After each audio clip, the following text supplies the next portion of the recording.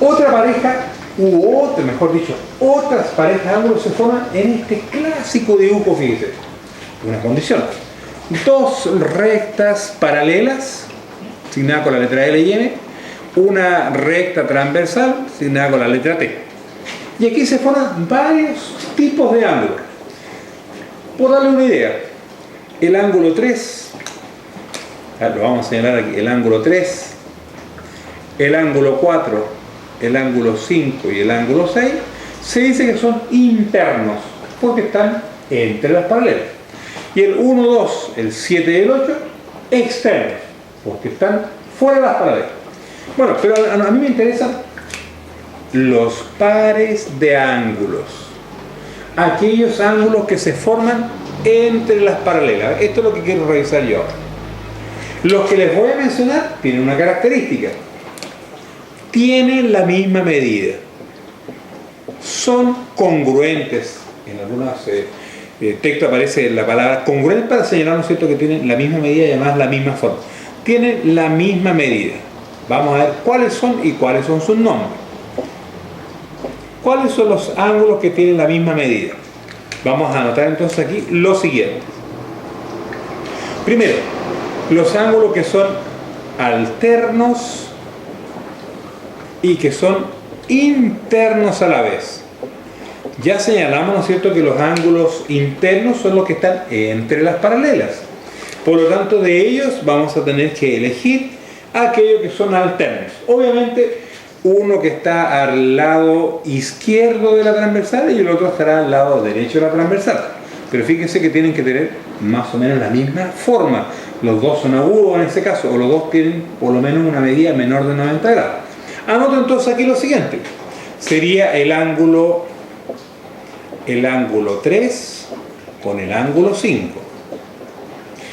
El ángulo 4 con el ángulo 6. Ahí tenemos entonces parejas de ángulos que tienen la misma medida y que se determinan en los ángulos entre las rectas paralelas. Vámonos a otra pareja. Probemos al tiro con los alternos, pero que están fuera de las paralelas, que serían entonces los alternos externos. Estas parejas de ángulos, tal como nos señalamos, también tienen la misma medida. Ubiquemos entonces fuera de las paralelas. 1, 2, 7 y 8. Uno al lado de acá, 1, y el otro al lado de allá, 7. El ángulo 1 con el ángulo 7. La otra pareja es el ángulo 2 con el ángulo 8. Estas parejas de ángulos, ya lo hemos señalado, entre ellos tienen la misma medida.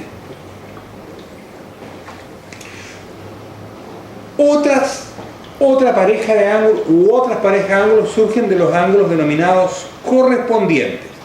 ¿Cuáles son los ángulos correspondientes? Los ángulos correspondientes son aquellos que están al mismo lado de la transversal. Por ejemplo, 1, 4, 5, 8 estarían al lado derecho de la transversal. Pero para que sean correspondientes deben cumplir otra condición. Deben estar dispuestos o dibujados de la misma manera. El ángulo 1, fíjese, está dibujado de esa forma.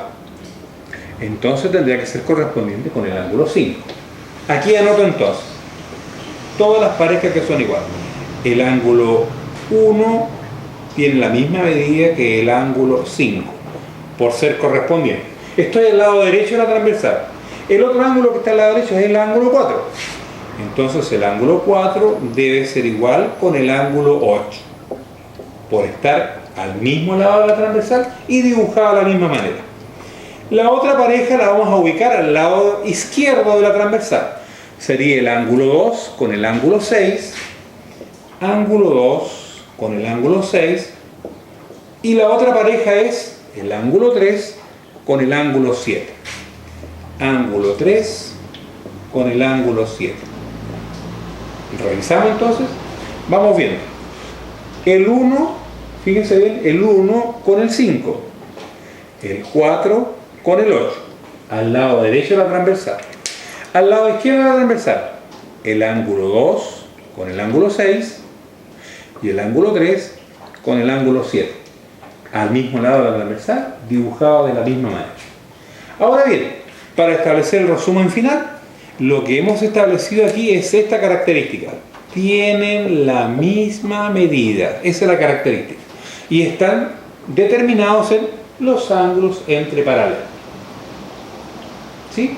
Ahora, vamos a ver un par de ejercicios relacionados con esto en una próxima oportunidad, puesto que aquí me interesaba que ustedes revisaran primero la parte conceptual. Nos vemos en los ejercicios entonces.